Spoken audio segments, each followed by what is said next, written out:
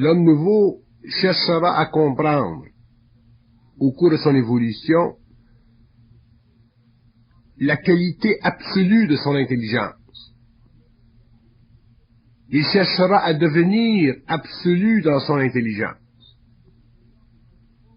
Il voudra que son intelligence soit sentie, perçue, comme étant l'expression de quelque chose qui n'est pas conditionnable, de quelque chose qui est réel, de quelque chose qui ne change pas, de quelque chose qui est centré quelque part en lui-même et qui lui donne cette qualité absolue, c'est-à-dire cette façon de vivre, de voir, de parler, de trancher, qui n'est pas subjective et fondée sur une attitude, mais réelle dans un sens qui dépasse la simple définition psychologique de ce terme. Quel est cet absolu? Quelle est cette qualité? Comment la découvrir? Comment la saisir? Quand l'homme l'apercevra-t-elle?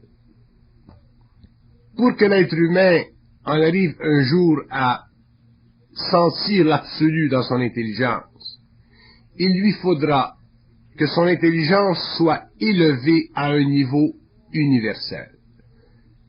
Un niveau universel veut dire à un niveau qui n'est pas conditionné par son moi, qui n'est pas conditionné par sa mémoire, par ses sentiments, par son émotivité, par son humanité inférieure, mais créé de toutes pièces par une partie de lui qui est au-dessus de la condition humaine, au-dessus de ce qui a fait de l'homme un être involutif. La qualité absolue de l'intelligence est une qualité réelle de l'intelligence. Elle fait partie de l'intelligence. Ne pas être absolu dans son intelligence, c'est être à un certain niveau conditionné, avoir jusqu'à un certain point des retenues dans sa manifestation. Pour que l'homme nouveau devienne absolu dans son intelligence, il lui faudra apprendre à vivre d'une manière totale son intelligence, son énergie intelligente. Il lui faudra apprendre à reconnaître que cette intelligence n'est pas subjective en elle-même, qu'elle est en dehors du conditionnement subjectif de sa personnalité. Il lui faudra pouvoir sentir qu'il est réel, même si sa parole, même si son action semble à d'autres être en dehors du réel. Autrement dit, l'homme nouveau ne pourra pas se payer le luxe de se douter à aucun niveau de sa conscience. Car la qualité absolue de l'intelligence est une qualité qui dérive de la fusion de l'homme avec son esprit.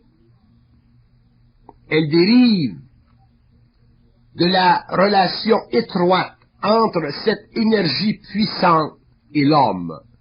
Et c'est à l'homme ou ce sera à l'homme d'apprendre au cours de son évolution à supporter la qualité, la nature de son intelligence. Non pas de la supporter d'une façon qui ferait de lui un être dominé par elle, mais de la supporter dans un sens qui convient parfaitement à cette union entre lui, sur le plan matériel, et lui, sur le plan cosmique universel. Que l'homme ait éventuellement ou possède une intelligence absolue, c'est naturel.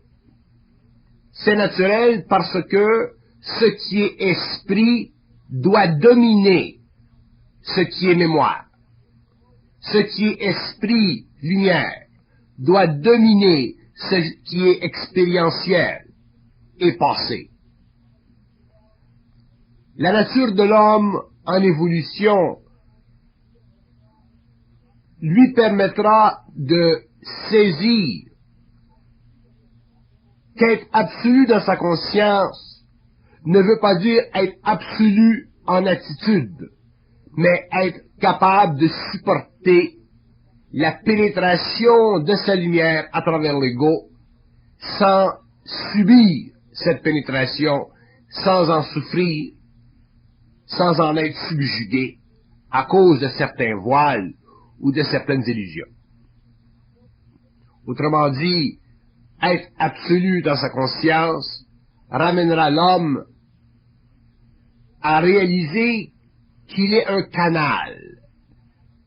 Et étant canal, il devient naturellement une expression facile pour cette énergie qui passe d'un plan supérieur vers un plan plus matériel. Mais être absolu dans sa conscience, ce n'est pas facile, parce que l'homme possède encore beaucoup de mécanismes en lui qui font partie de sa personnalité et qui sont teintés par sa personnalité.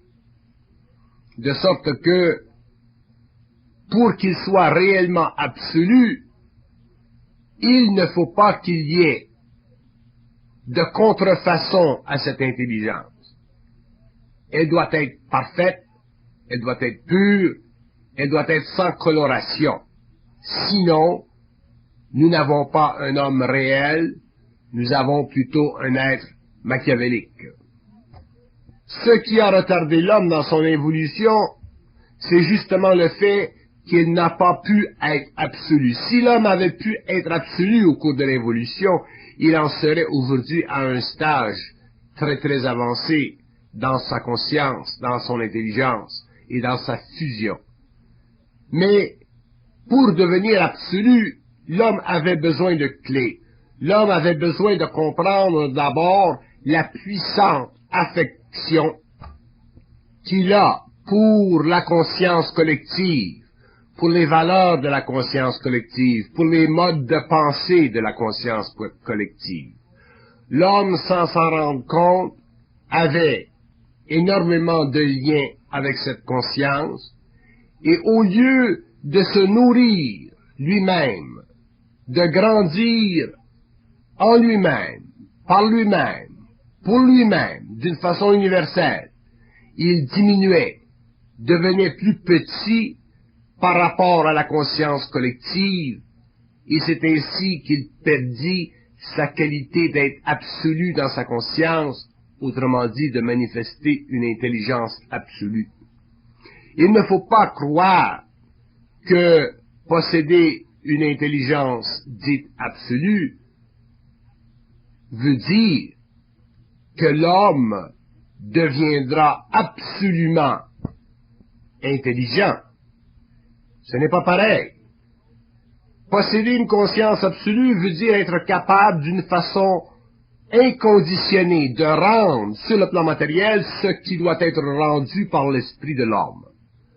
Tandis que posséder une intelligence absolue est une sorte de glorification du mental humain, et ceci est une illusion parce que l'absolu ne peut pas être rendu à l'homme en fonction de sa conscience que par rapport à sa relation universelle avec le double.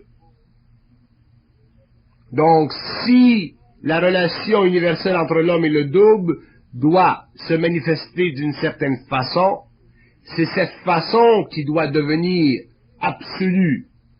C'est cette façon qui doit devenir parfaitement réalisée. Il ne s'agit pas pour l'homme de quantifier l'absolu, puisque l'absolu n'est pas quantifiable, il est simplement qualifiable.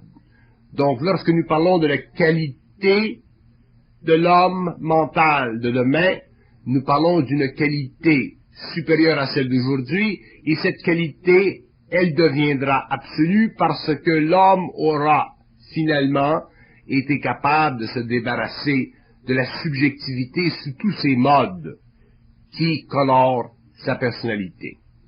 Mais nous ne parlerons pas de l'absolu dans un sens quantitatif.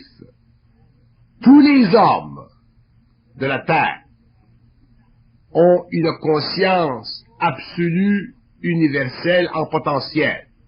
Mais tous les hommes ne sont pas absolus en intelligence au même niveau. Et quand je dis tous les hommes, je ne parle pas simplement des hommes sur le plan matériel, je parle des hommes sur les autres plans. Donc, automatiquement, si nous quantifions le terme de l'absolu, nous voulons donner à l'être humain une puissance mentale. Et ce n'est pas l'homme qui se donne la puissance mentale, c'est son esprit, ça fait partie de son esprit, ça fait partie de son évolution. Donc ce n'est pas la qualité quantitative de l'absolu que nous recherchons, les hommes de la Terre, c'est plutôt la qualité pure, la qualité de l'esprit naturel chez l'homme que nous recherchons. Et c'est de cette qualité que nous découvrirons dans l'avenir que l'homme nouveau doit ou deviendra absolu dans son intelligence. Il ne sera pas conditionnable. Autrement dit, son canal sera parfaitement ouvert. Il n'y aura pas de contrainte, de constriction dans le canal bâti entre lui et sa source. Et c'est ainsi que l'homme sera absolu. Il sera le centre même de cette énergie qui est sienne sur les autres plans. Et il manifestera sur le plan matériel cette même énergie dans une configuration qui sera parfaite. Ce n'est pas à l'ego de décider si l'énergie de l'intelligence de l'homme elle est parfaite. C'est à l'esprit, parce que l'énergie de l'intelligence vient de l'esprit. Si l'homme est capable de supporter la nature de cette intelligence venant de l'esprit, il vivra la qualité absolue de l'intelligence. Si nous commençons à regarder dans la qualité absolue de l'intelligence pour y trouver des paramètres de vérité ou de mensonge, nous perdons notre temps. Parce que l'esprit dans l'homme prime d'abord. L'esprit dans l'homme a ses raisons, il a ses visions, il a ses buts, il a ses plans. C'est à l'homme de pouvoir le canaliser d'une façon parfaite. Et c'est alors que nous dirons que l'homme possède une intelligence absolue. Il y aura toujours le danger dans cette conscience de l'absolu, de l'intelligence de l'homme nouveau, de croire que nous avons absolument raison dans un sens personnel. Ceci est une grave illusion. Il ne s'agit pas pour l'homme conscient, allant vers la fusion, d'avoir raison dans un sens personnel, mais il s'agit pour l'homme en évolution d'atteindre un niveau de conscience suffisamment ajusté à son double pour que, avec le temps, la nature de son intelligence se stabilise et qu'elle devienne ainsi permanente dans sa qualité équilibrée pour que nous puissions ensuite bénéficier de la qualité absolue de l'intelligence sans en souffrir, parce que ce n'est pas en fonction de l'homme que son intelligence deviendra absolue. Ce sera toujours en fonction de son esprit. Mais l'homme, au cours de l'évolution, ne connaissant pas les lois de l'intelligence, ne connaissant pas les lois de l'énergie, pourra facilement croire en l'absolu de son intelligence, alors qu'il aura encore des choses à apprendre. Il ne s'agit pas pour l'homme de chercher, dans sa conscience absolue, le réel de la forme, mais le réel de l'énergie. C'est là que l'homme pourra faire erreur. Si l'homme cherche le réel de la forme, dans sa conscience absolue, il fera des erreurs et il sera amené à l'esprit, à une sorte de confrontation entre l'ego et la réalité. Mais si l'homme véhicule le réel de son énergie, le réel de sa vibration, à ce moment-là, il devient absolu dans sa conscience, mais il est absolu dans sa conscience d'une façon qualitative, dans ce sens que il canalise son énergie d'une façon parfaite. Mais par contre, s'il cherche à être absolu dans la forme, il voudra donner, sur le plan de l'ego, une valeur à la qualité absolue de son intelligence. Et l'esprit le réajustera. L'esprit le fera se confronter avec sa propre réalité. Un homme qui cherche l'absolu de son intelligence d'une façon quantitative, autrement dit en fonction de la forme, peut s'attendre à des déboires, peut s'attendre à des illusions. D'ailleurs, c'est ce qui se produit souvent chez les médiums. Les médiums parlent, ils disent des choses, mais ils ne le disent pas d'une façon qui est vibratoirement absolue. Ils le disent en fonction d'une vibration qui leur donne l'impression qu'ils sont vibratoirement absolus, alors qu'ils sont absolus seulement dans la forme.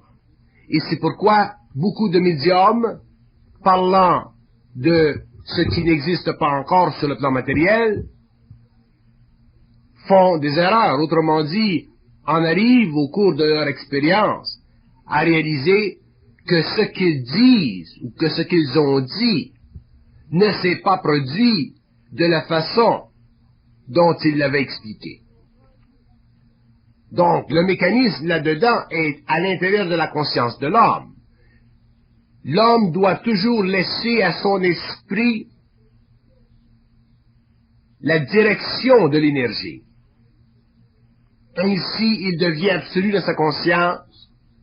Il ne s'agit pas pour lui, alors, d'aller chercher la vérité dans la forme, mais d'aller chercher le réel dans la vibration.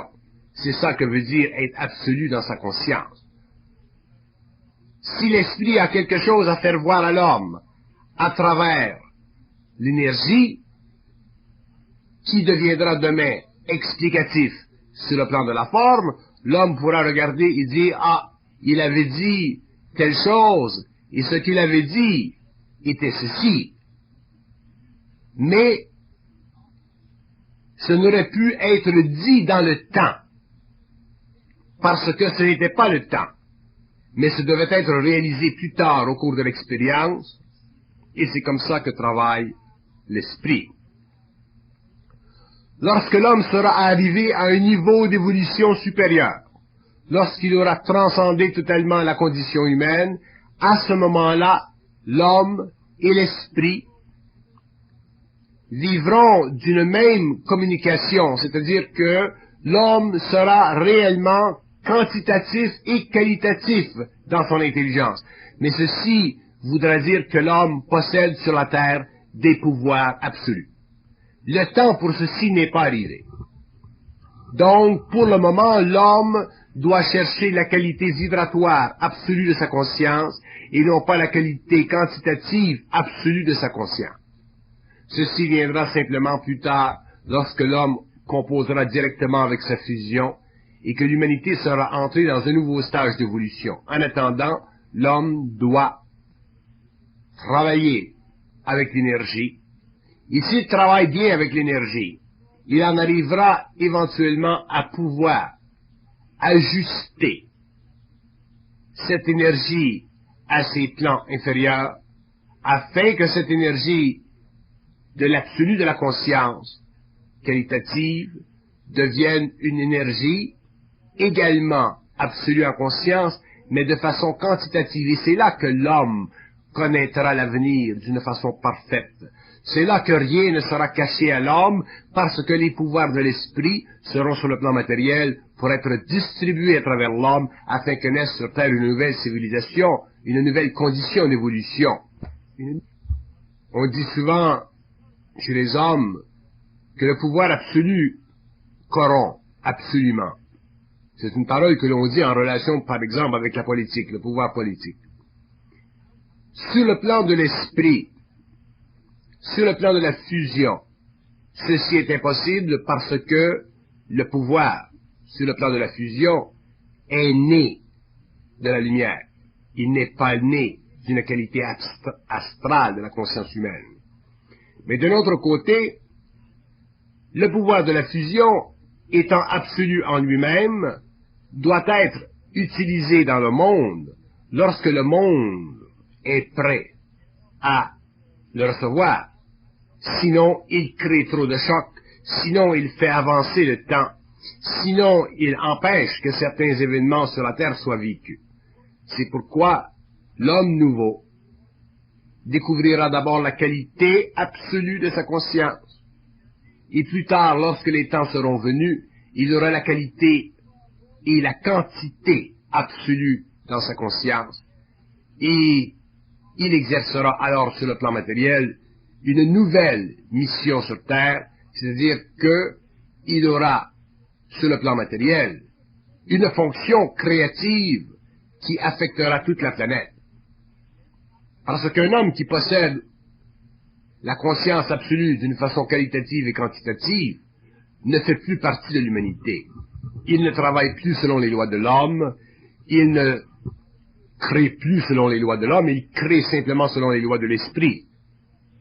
Et ces lois sont en dehors, au-dessus du conditionnement évolutif. Donc, ces lois créent des chocs énormes, des chocs qui ont une valeur créative, évolutive, mais qui ne peuvent pas venir dans le monde avant que ce soit le temps.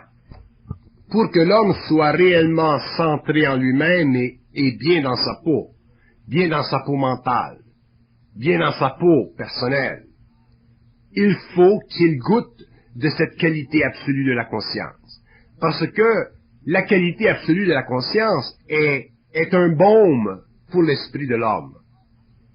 Elle est une relaxation extraordinaire pour l'esprit de l'homme parce que, pour la première fois, l'homme se sent homme.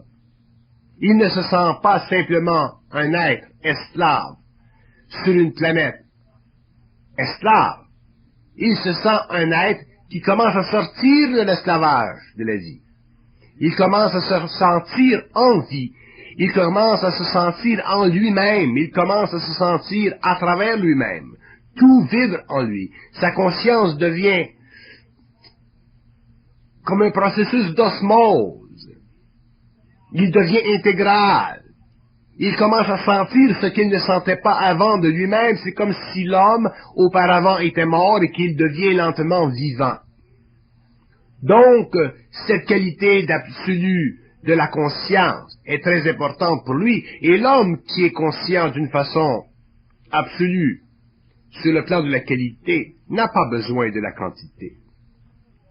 Un homme conscient de la qualité de sa conscience peut attendre des années pour la quantité absolue de sa conscience. Autrement dit, pour les pouvoirs absolus d'une conscience créative qui transforme une civilisation ou la conscience d'une planète. Il peut attendre des années. Mais déjà, il est, sur le plan individuel, bien. Il vibre. Il est en vie. Il se sent. Il se sent en dehors de la masse. Il commence à percevoir sa propre territorialité. Il commence à sentir son propre psychisme. Il n'est pas simplement quelque chose dans un corps biologique qui se meut avec un peu d'esprit, avec beaucoup de souvenance, pour transparaître comme étant de la façon, de la personnalité, de la contrefaçon. Il est réel, il devient de plus en plus réel. Vivre devient de plus en plus intéressant parce que c'est constamment absolu d'une façon qualitative. C'est ça, la qualité absolue de l'intelligence humaine. Mais si les hommes recherchent la quantité dans l'absolu, ils feront erreur parce que c'est l'ego. C'est le corps de désir de l'homme qui veut devenir quelque chose. L'homme n'a pas à devenir quelque chose ou quelqu'un.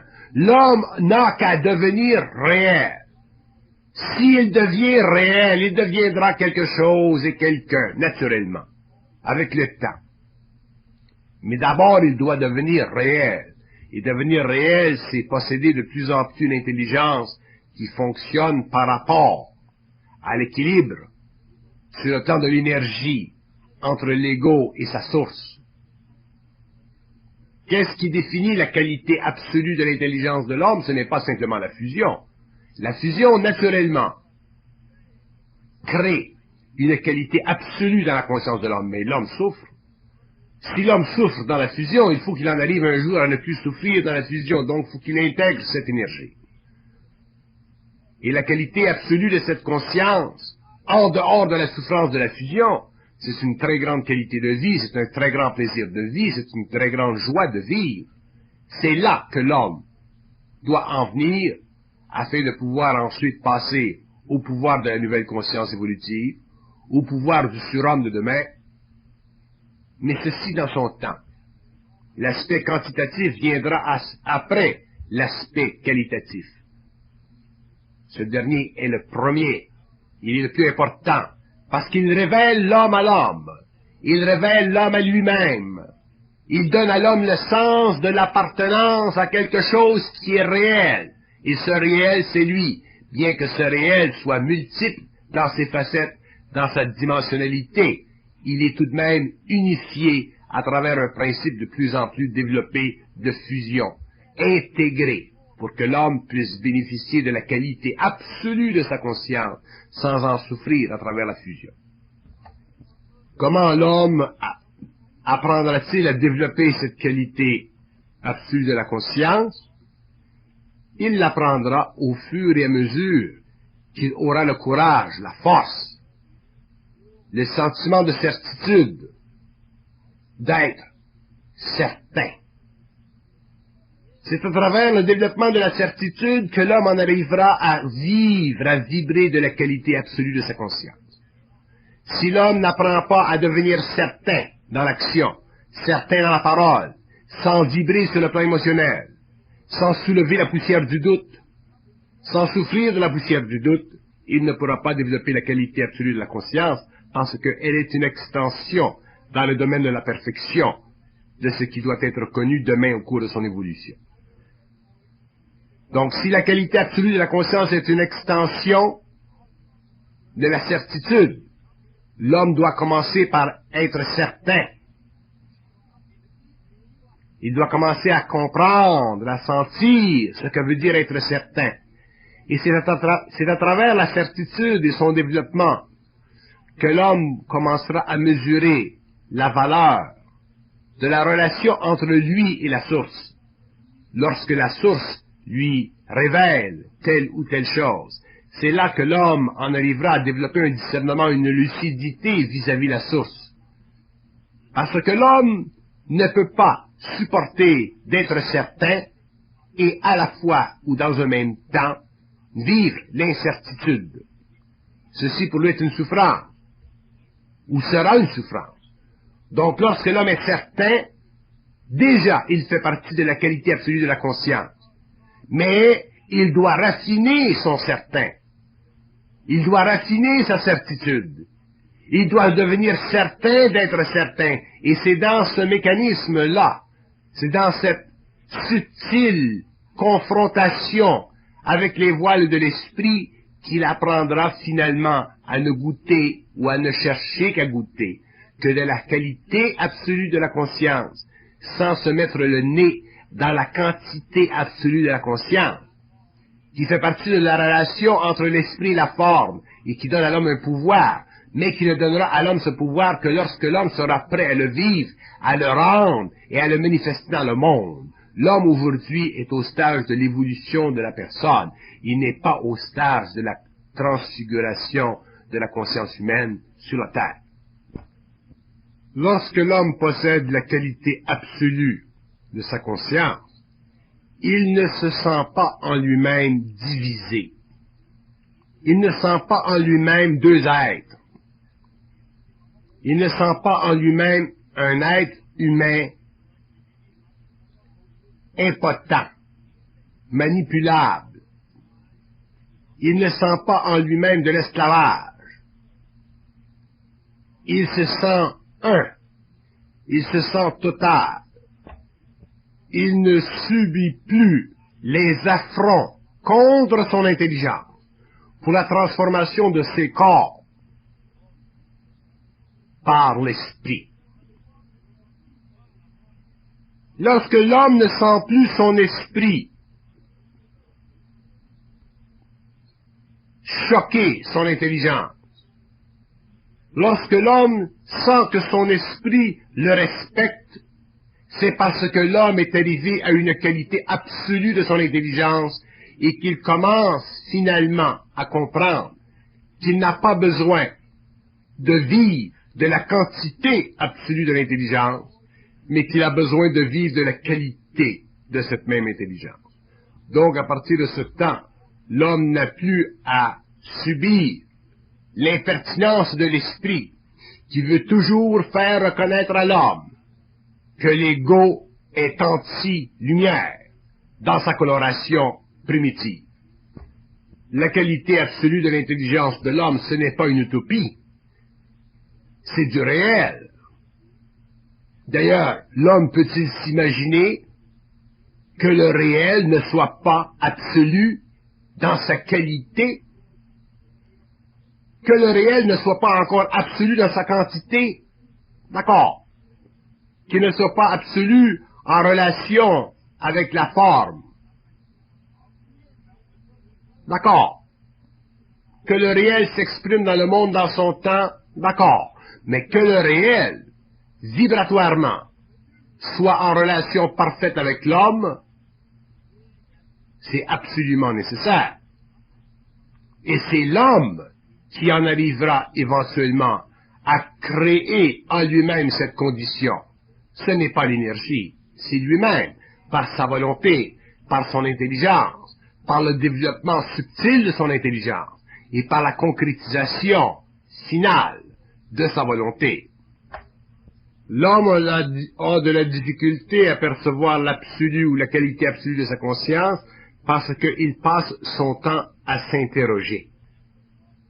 L'homme s'interroge, même s'il ne s'interroge pas d'une façon psychologique, il s'interroge d'une façon subtilement vibratoire qui est en fait une expression décadente de sa psychologie. L'homme s'interroge. Il ne peut pas dire quelque chose sans s'interroger. Et c'est pourquoi il est difficile pour lui de sentir la qualité absolue de son intelligence. Parce que cette qualité va à l'encontre de l'autre, qui est l'interrogation. Et l'homme s'interroge pourquoi? Parce qu'il n'a pas de certitude. Et il n'a pas de certitude pourquoi? Parce qu'il n'a pas encore connu la quantité ou la quantité absolue de la conscience. Et l'homme croit qu'il va passer de la certitude à la certitude absolue, qui est la quantité absolue de la conscience, sans passer par la définition de la qualité absolue de la conscience. Et c'est une illusion. L'homme doit payer le prix pour passer de la qualité à la quantité. Autrement dit, pour passer de la perception au pouvoir. Et le prix qu'il doit payer, c'est la destruction graduelle et éventuelle de cette incertitude en lui qui le pousse constamment à se questionner. Pourquoi l'homme se questionne? Naturellement, parce qu'il n'est pas sûr. Mais pourquoi il n'est pas sûr? Parce qu'il se questionne. Donc, vous direz que ceci est un cercle vicieux et que ça ne répond pas à la question. Au contraire, ce sont les cercles vicieux qui répondent le plus aux questions de l'homme. Mais, non pas d'une façon qui amène l'homme à se questionner sur la circularité, mais à un homme ou aux hommes de pouvoir vivre de simplement la vibration ou de l'énergie de leur conscience sans s'attaquer ou sans vouloir prendre le contrôle de la forme et donner à la circularité une explication qui deviendrait quantitative ou scientifique ou cosmique ou universelle. Par exemple, la question qui vient toujours à l'esprit de l'homme, est-ce que la poule vient avant l'œuf ou l'œuf vient avant la poule? Ça, c'est de la question, c'est de l'interrogation. Tant que l'homme s'interroge, il vivra la circularité. Si l'homme passe de l'interrogation à la conscience purement vibratoire, qualitative et absolue de son intelligence, il laissera tomber l'interrogation, il ne souffrira plus de l'interrogation, donc il ne souffrira plus de la circularité, donc il aura réponse au problème d'une façon quantitative dans un temps où l'homme pourra posséder la science de cette question.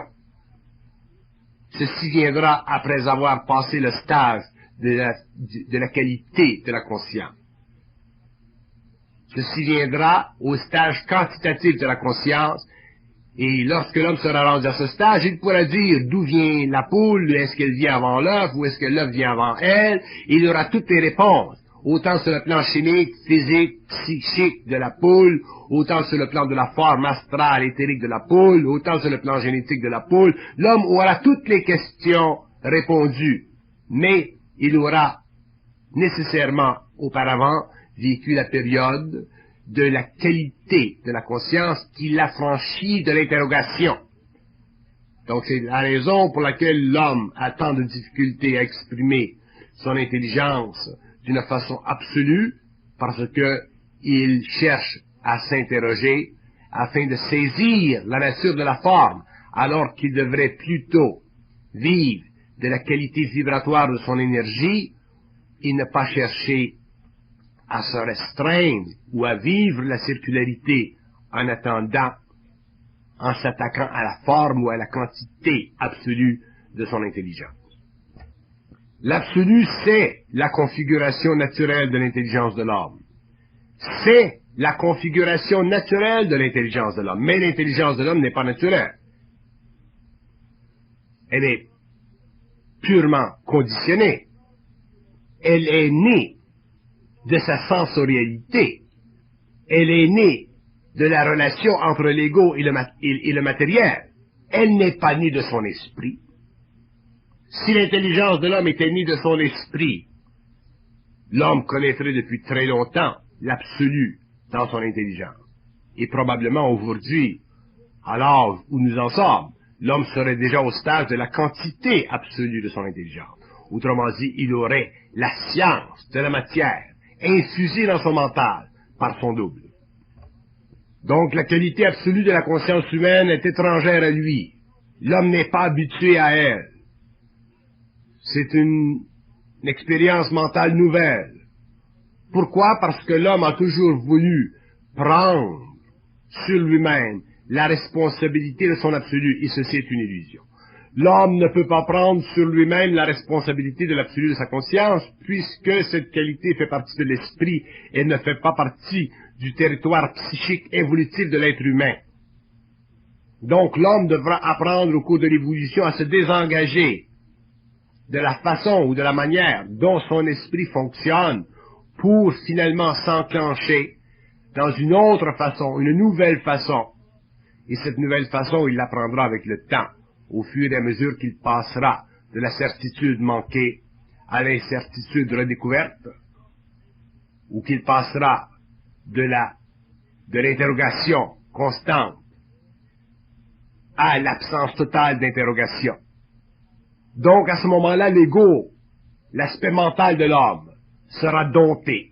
Et lorsque cette partie mentale de l'homme sera domptée, l'homme deviendra canal parfait, il deviendra qualitativement absolu de sa conscience, et le temps viendra très peu après où il sera quantitativement absolu de sa conscience, et l'homme connaîtra enfin la science cosmique sur la Terre. Mais pas avant qu'il ait compris les leçons de l'intelligence, qu'il ait compris les lois de l'intelligence, qui ne sont pas les lois de l'homme, qui sont les lois de l'esprit. L'homme doit transposer la nature de son intelligence inférieure en une nature supérieure. Il doit passer d'un stage involutif à un stage évolutif. Il doit passer d'un stage où l'homme s'interroge à l'autre stage où l'homme passe le jugement. Mais pour que l'homme puisse passer le jugement sur la vie, Autrement dit, pour que l'homme devienne parfaitement scientifique, il lui faudra avoir reconnu en lui-même la fin ou la finalité du stage de l'interrogation, parce que l'homme doit donner tout à l'esprit avant que l'esprit lui retourne le même tout. Et donner tout à l'esprit veut dire vivre de plus en plus en relation avec l'esprit, non pas selon les lois de l'ego, mais selon les lois de la lumière, qui sont et qui vont au-delà de l'expérience de l'homme, qui vont au-delà de l'expérience de la Terre, qui vont au-delà de l'expérience du système solaire. Donc, si l'homme a de la difficulté à connaître la qualité absolue de sa conscience, c'est qu'il utilise son intelligence pour des fins personnelles. Il utilise son intelligence pour des fins personnelles, au lieu de vivre son intelligence pour des fins transpersonnelles, prépersonnelles. Ceci demande énormément de réajustement, puisque l'homme a utilisé son intelligence pour des fins personnelles depuis des millénaires. Donc, là où les lois de l'évolution ne peuvent plus être utilisées dans la conscience de l'homme, il est obligé d'apprendre les lois de l'évolution, et ces lois lui sont expliquées. L'homme doit vivre son intelligence pour des fins prépersonnelles, transpersonnelles, mais de plus en plus ajustées à sa conscience personnelle. Et c'est là que l'homme deviendra conscient qualitativement de l'intelligence absolue en lui, et lui, en retour, deviendra créativement absolu à son intelligence. Le cercle sera fermé, il n'y aura plus pour lui de circularité, il n'y aura que de la linéarité. Et cette linéarité sera permanente, et ira vers l'infinité, et lorsque les voiles de l'intelligence seront soulevés au-dessus de la conscience humaine, l'homme partagera l'avenir, partagera les plans, partagera la conscience des plans, le secret des plans, les secrets de la vie à tous les niveaux avec la lumière, d'une façon facile et sans rétribution, sans souffrance, parce que partager la lumière des plans ou l'intelligence des plans avec son double, ce n'est pas simplement une partie plaisante pour l'ego. Ça fait partie de l'évolution de la conscience dans le cosmos. C'est plus grand que l'homme ne peut s'imaginer aujourd'hui.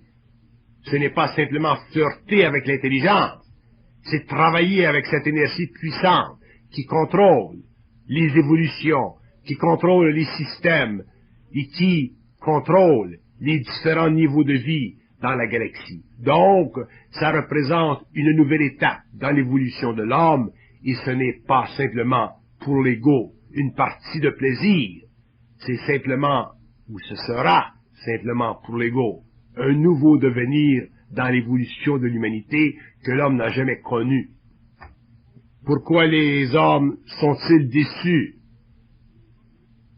Du fait que bien qu'ils soient conscients, ils n'aient pas accès d'une façon quantitative à l'intelligence, qu'ils se voient constamment déjoués dans leur intelligence, pour la simple raison qu'ils utilisent leur intelligence d'une façon personnelle. Ils n'ont pas encore appris à se fusionner avec l'esprit. Ils n'ont pas encore compris ce que veut dire fusion. Fusion veut dire unité. Fusion veut dire absence d'égoïcité personnalisée, conditionnable. Fusion veut dire remplacement de l'homme évolutif par l'homme évolutif. Fusion veut dire nouvelle vie, nouvelle loi.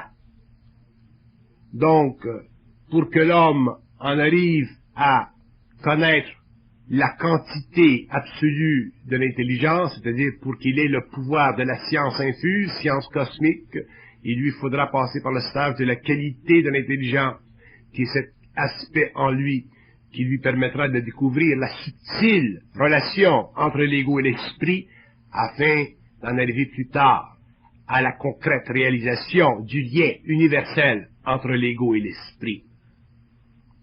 Et plus l'homme est conscient, plus il est sensible, plus il est perceptif, plus il est médiumnique, plus il est télépathe, plus il doit faire attention. Parce que plus il est sujet à tomber dans le piège de la recherche de l'absolu quantitative de l'intelligence, pour découvrir plus tard que c'était une illusion, que c'était des voiles servant à la transformation de son mental pour l'amener plus loin dans la réalisation de ce que veut dire l'évolution de la 6e race racine.